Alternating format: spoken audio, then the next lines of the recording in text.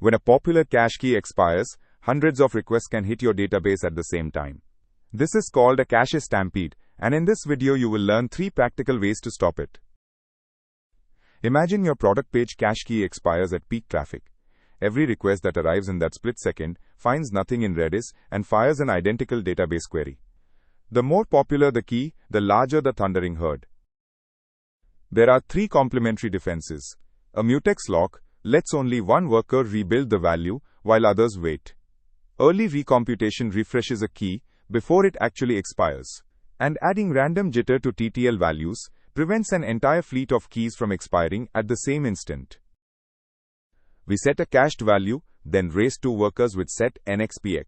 Only the first wins and may rebuild. The second gets nil and should retry the cache read.